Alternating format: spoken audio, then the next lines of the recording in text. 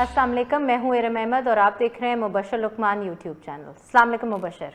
अस्सलाम वालेकुम जी, क्या हाल है आपके? मैं बिल्कुल ठीक ठाक। अच्छा, आप गए हुए थे मुस्लिम लीग नून के प्री बजट के ऊपर, तो उधर की क्या खबरें हैं आपके पास? आज मुझे पहली बार ही बुलाया अच्छा। पीएमएलएन ने।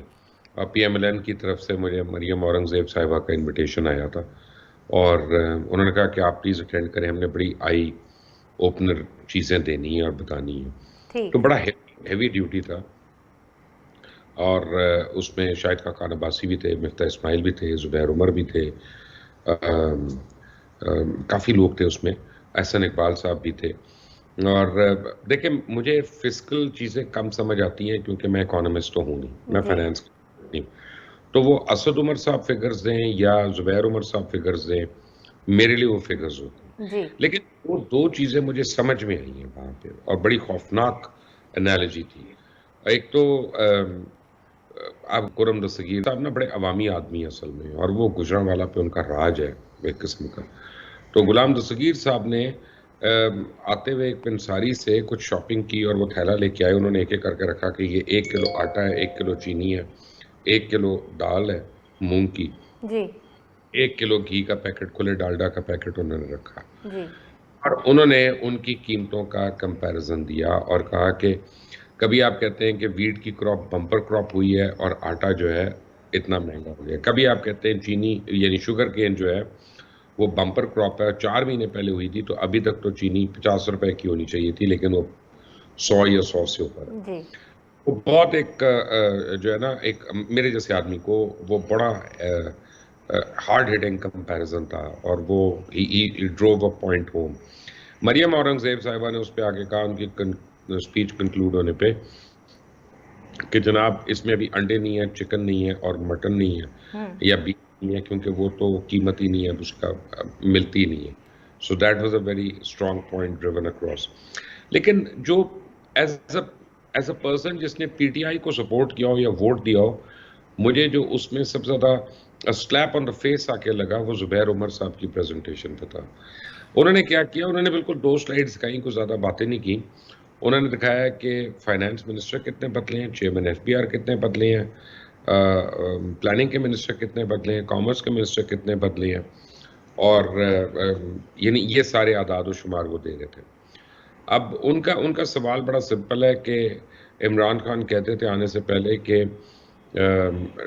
टीम जो है उसको टाइम देना चाहिए और वही विनर्स की टीम होती है। तो अब या तो ये टीम विनर्स की नहीं है, ठीक। लूजर्स की, या फिर इमरान खान गलत है कि उनको टाइम नहीं दे रहे और उनको बार बार रोटेट करी जा रहे हैं। और उन्होंने कुछ ब्यूरोक्रेट्स की एग्जांपल्स दी कि जिन्होंने इस्तीफे दे दिए, वो नौकरी छोड़ के चले गए, इतने वो दिल बर्दाश्त हुए। ये जो पीटीआई की गवर्नमेंट में हम देख रहे हैं, मसलन पंजाब में हम रहते हैं तो वहाँ पे ज़्यादा देखते हैं कि पता नहीं 5 या 7 आईजी बदल गए हैं, 5-6 चीफ सेक्रेटरी बदल गए हैं, जो सेक्रेटरीज तो दर्जनों में बदल गए हैं, जी। पता नहीं कितने लोग मुअत्तल हो चुके हैं, बहाल हो चुके हैं बार बार। मुझे मुझे मुझे समझ नहीं आती कि फिर आपकी कंटिन्यूटी ऑफ वर्क कैसे होगी, आप परफॉर्मेंस कैसे क्लेम कर रहे हैं अगर आप लोगों को रैंडमली चेंज कर रहे हैं और सैक कर रहे हैं। तो ज़ुबैर उमर का बड़ा सही पॉइंट था। एंड मुझे तो ये जो नॉन फाइनेंशियल चीज़ें थी ना, ग्राफ्स वगैरह, वो ज़्यादा मुझे स्ट्राइक कर रही थी बेसिकली। तो जैसे खुर्रम दस्तगीर ने कहा, जैसे ज़ुबैर उमर ने कहा, सो ये मेरे लिए तो ये बड़ी इम्पोर्टेंट रेवलेशंस थी। और अब मुझे नहीं पता कि बजट कैसे आ रहा है, क्योंकि देखें फाइनेंस मिनिस्टर जो थे वो तो कोविड से डाउन है, जी। अल्लाह करे उनको रिकवर कर जाएं जल्दी। लेकिन रिकवरी भी हमें पता है कोविड की एक टाइम लेती है। और 15 दिन पहले आपने फाइनेंस सेक्रेटरी को उड़ा दिया वहाँ से और उनको दूसरी जगह कर दिया। तो 15 दिन में अब किसी ने बजट लेके आना है, तो ये तो बाकायदा जगलरी हो रही है, इस मुल्क के साथ मजाक हो रहा है ये। ठीक हो गया। सो आपको ये लगता है कि मुझे लगता है मुस्लिम कि लीग नून ने जो प्री बजट की सेमिनार पे आपको बुलाया था, if this is I opening for you, so it's all the more reasons for I opening for a lot of people कि पीटीआई की तो जो परफॉर्मेंस बुरी चल रही थी, इससे कुछ ये प्रूव होता है कि at least Muslim League was much more in control than नहीं, पीटीआई। ये नहीं है, ये नहीं है।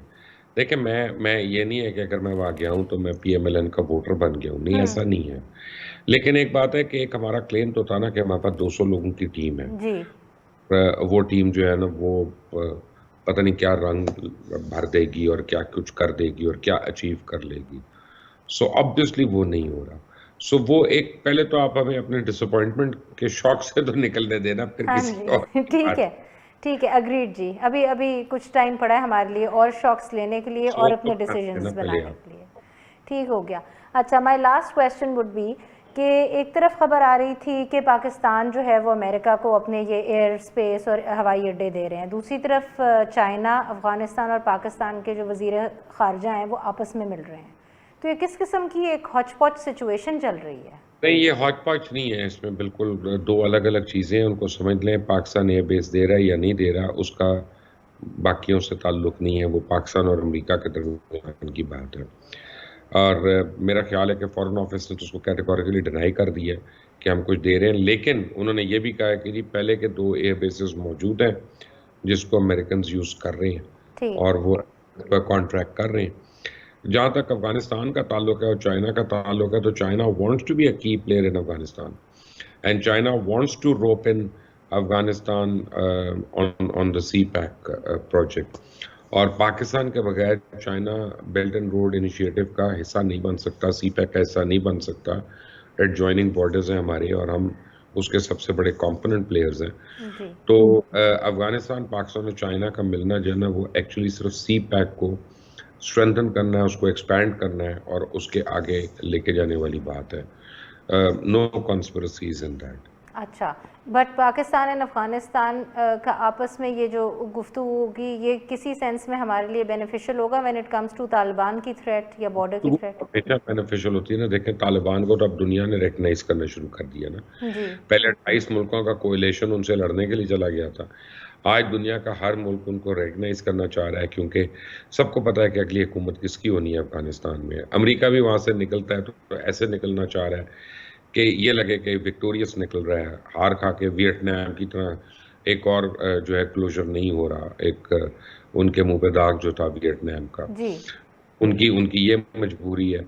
अब Afghanistan is also sitting on the Central Asian states that are the gateway to the biggest emerging market.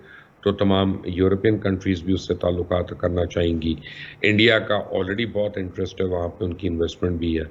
Pakistan ने थ्रू आउट अफगानिस्तान में इन्वेस्ट किया, ह्यूमन रिसोर्स में भी, वैसे भी, और उनको सपोर्ट किया। तो अब तो हर मुल्क का इंटरेस्ट है अफगानिस्तान से linked, you can't ignore that. ठीक हो गया, बिल्कुल ठीक हो गया। So all the best for our country, hopefully it all turns out to be for the best and thank you so much.